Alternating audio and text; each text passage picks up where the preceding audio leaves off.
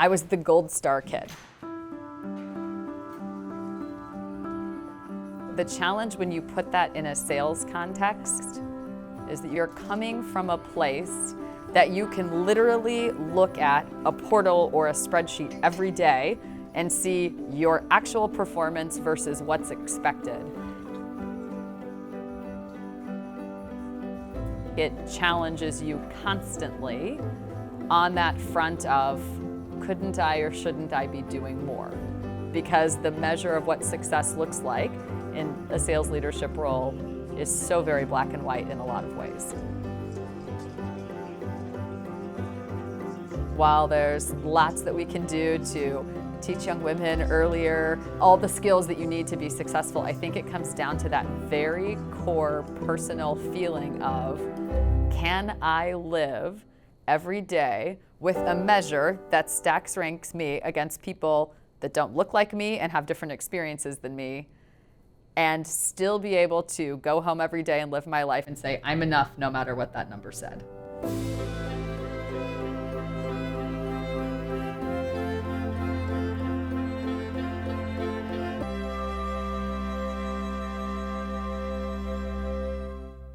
I grew up in the middle of the United States.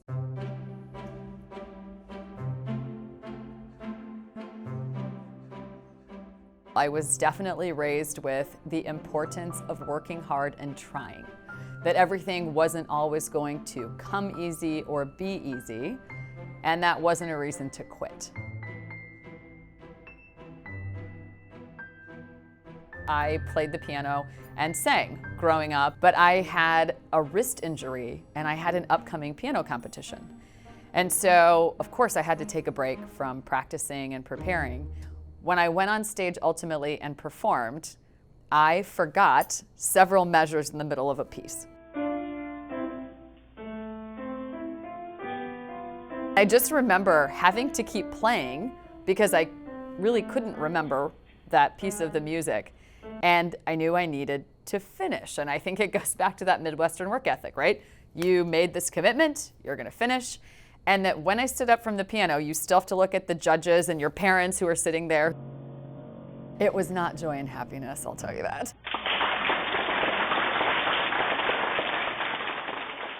My sales career started by accident, and interestingly enough, was in direct violation of that principle I was raised with about not being a quitter.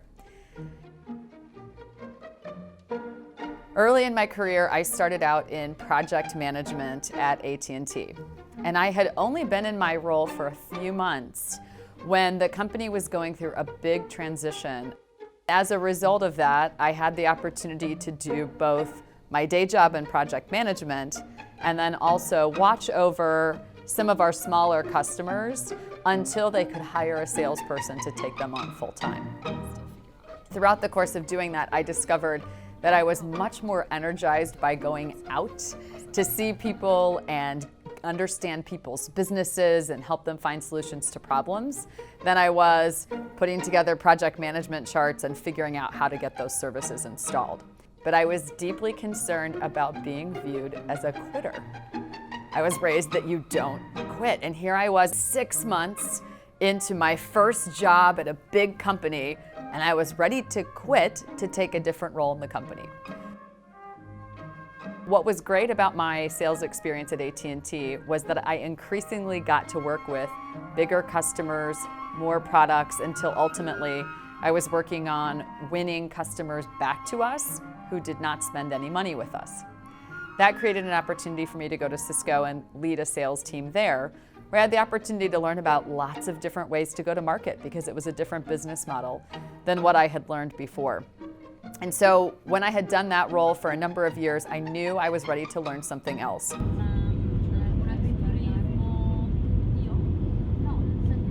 Well, I was very excited the day that I was flying to California to interview for a role in global strategy and planning. It made perfect sense, except that when I landed, the interviewer called and canceled the interview. He said, I need to reschedule, can you come back? I said I couldn't. So I called a mentor, explained my situation. She said, drive to my office, we'll figure something out. So I go into her office and I sit down And she said, "Didn't you attend this specific university?" And I said, "Yes." She said, "Great news. So did our chief operating officer. You're going to call him, tell him you're here, go talk to him, and then ask him for a job." And I thought it sounded like a horrible idea. I was so desperate to not make that trip a waste that I did it. So I called him, he took the meeting, I went there, and as luck would have it, he was the person who was starting to build out one of these teams that was designed to listen to our partners and then to our customers and help our business understand how we could make changes. So it was very much by accident that I had the opportunity, and it turned out to be a fantastic way for me to learn and also use my customer-facing skills in new and different ways.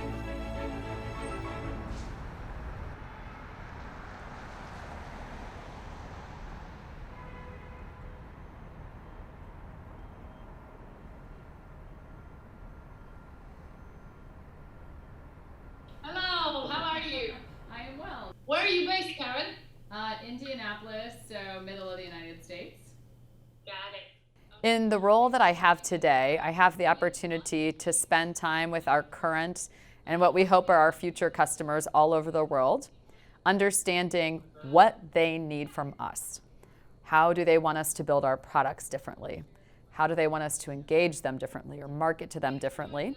And then I also have the opportunity to visit with them about the ways they listen to their own customers and help them change their own programs and deliver that same kind of success.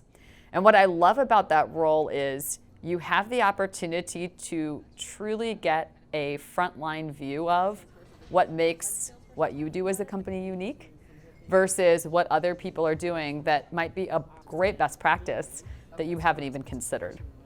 I also like getting a very close view of our customers and what they're working on and what are the problems that they're really trying to solve and where are they trying to take their businesses next. It's what I love about what I do, both working in the high-tech industry and working with customers, which is it naturally changes all the time, so you're always learning.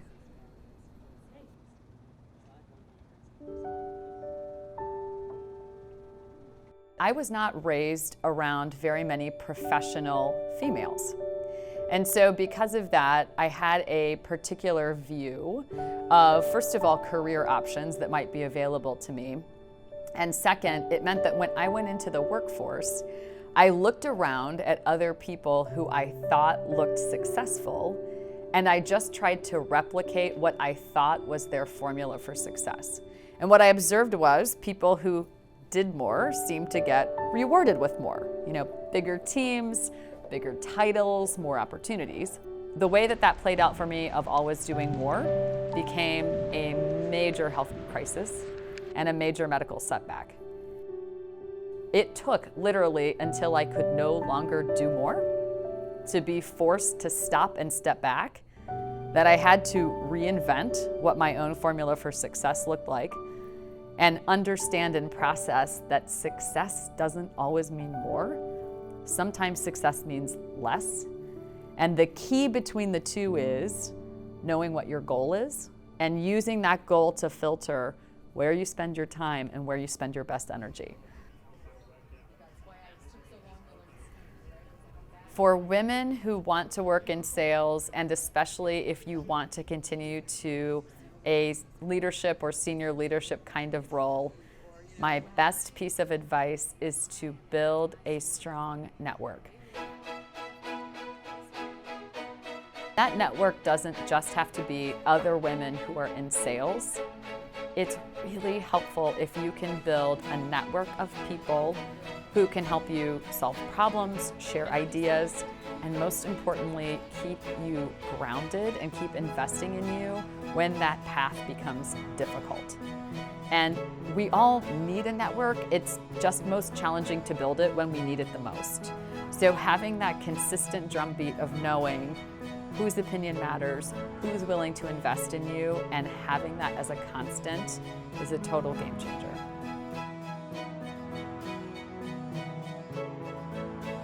What we have tried to do to attract and to retain women in sales and sales leadership is several things. First of all, be mindful about where we recruit. So going to where the pipeline of people will be, that helps us, feed into that. And that starts early in career and in school. I would say the second thing is we try to approach people in a variety of ways because not everything works for everyone. So whether that's making training available online or once you join the company, having the opportunity to meet other people, have mentors, connect, build support. I think it's about breaking down not only barriers to access, but also to support and growth once you actually get into the environment. And then I would say the last piece, and I can't understate how important this is, we are very public in talking about equal pay for equal work. So every single year, we have the wonderful benefit of offloading our employees from wondering whether or not they're getting paid equitably for the role that they're doing, whether that's because of experience, geography, gender, sexual preference, etc. And so taking that out of the equation means that you can spend lots of time and energy doing other things without having to worry about whether you are getting rewarded equitably for the same amount of contribution.